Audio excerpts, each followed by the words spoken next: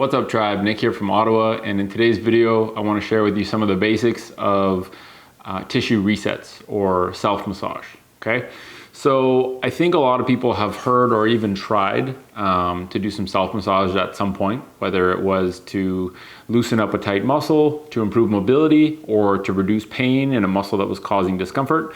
But I think very few people are using it in a systematic way or understanding how to use it sustainably so that they don't have to do it forever, right? If every time you want to squat, you have to roll out your calves in order to improve your ankle range of motion, but you have to do it every single workout, then you're probably not changing the root cause of why that calf is getting tight in the first place.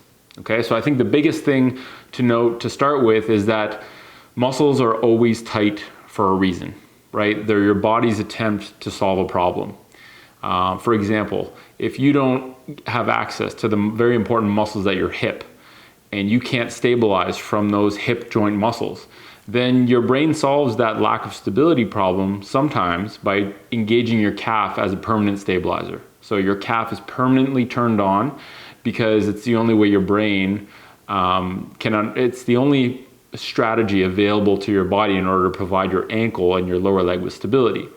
So if you roll out your calf and loosen it up, but don't actually fix the hip stability problem, you're not really solving the problem. You're just sort of dealing with the symptoms. Okay, so I think it's important to understand that muscles are tight for a reason. It's your brain's effort to solve a problem.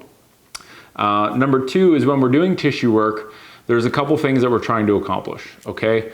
One of them is achieving a temporary neurological reset. So by applying pressure, by either rolling over a muscle with a foam roll or lacrosse ball, getting a massage from a massage therapist, doing some fascial release, regardless of what technique or method you're using, what you're really trying to do is release the neurological tension. So it's kind of like hitting Control-Alt-Delete on a muscle. You're creating this temporary window where the tension in that muscle has decreased, and you now have an opportunity to reprogram how that muscle is used in certain movement patterns.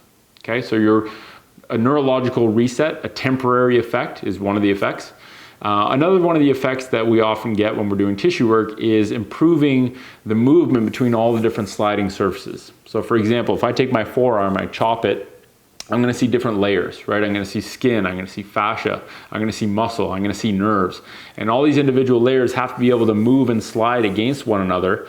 But when if we're not doing a lot of tissue work or we're really overusing a certain muscle compartment, all those layers can get kind of physically stuck together. So improving the ability of all these surfaces to slide against each other can do a lot to release some tension in a compartment, right? To allow the nerves to move more freely, to allow muscles to move independently from each other, okay? We're often not going in there and breaking up scar tissue, but we are breaking up these intrasurface adhesions that sometimes build up over time, okay? So it can be a neurological reset or improving all the sliding surface mobility.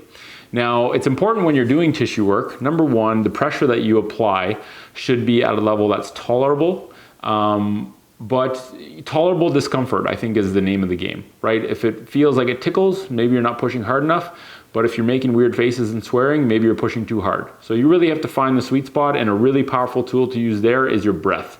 Your ability to regulate your breath can be a powerful tool to help you relax your system while you're digging in and kind of opening up those tissue layers, okay? So I like to do 1 or 2 minutes per muscle area, and then directly after, do something to update the software.